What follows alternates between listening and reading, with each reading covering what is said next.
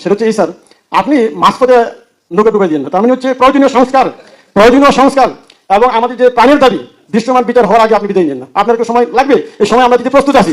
এই জিনিস please sir আপনি কাজ করবেন না।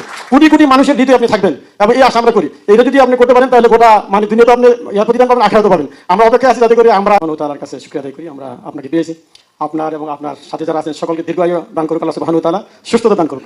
যেভাবে আলহামদুলিল্লাহ বিশ্বের মানচিত্রে বিশেষ একটা দেশ ছাড়াও আপনি আমাদের দেশকে উজ্জ্বল করছেন, আলহামদুলিল্লাহ আল্লাহ আপনাকে আরো তৌফিক দান করুন। পাশাপাশি দ্রব্যমূল্য যেভাবে কন্ট্রোলে নিয়েছেন স্যার, রমজানে যেখানে গত 24-এ 180 টাকা কেজি পেঁয়াজ খেয়েছি আর এখন শুধু 50-60 টাকা খাইছে মানুষে, আলহামদুলিল্লাহ আল্লাহ সকল মানুষের দোয়া আপনার প্রতি রইল। আমার দুইটা বিষয়, একটা বিষয় হলো ইসলামিক ব্যাংক সংক্রান্ত, যে বিষয়ে আপনি গোটা পৃথিবীতে নাম করছেন। তো ইসলামিক ব্যাংকটা আগের জায়গার মতো ফিরে আসলে আমরা প্রবাসীরা, সকল বিশ্বের মানুষ, বিশেষ করে প্রবাসীরা আশ্বস্ততার জায়গা ফিরতে পারি। আজকেও এখানে আলাপ করেছি, গতকাল আমরা আলহামদুলিল্লাহ একটা যোগাযোগ হচ্ছে আমাদের ইসলামিক ব্যাংকগুলোকে একেবারে উঁচুতে তুলে দেওয়ার জন্য। আর দ্বিতীয় সবচেয়ে গুরুত্বপূর্ণ বিষয় যেটা, সেটা হচ্ছে এই স্যার, আপনি মাঝপথে নৌকা ডুবাই দিন না। তার মানে হচ্ছে প্রয়োজনীয় সংস্কার এবং আমাদের যে প্রাণের দাবি দৃশ্যমান বিচার হওয়ার আগে আপনি বিদায় নেন না। আপনার একটু সময় লাগবে, এই সময় আমরা দিতে প্রস্তুত আছি। এই জিনিস প্লিজ স্যার আপনি কাজ করবেন না। কোটি কোটি মানুষের হৃদয়ে আপনি থাকবেন।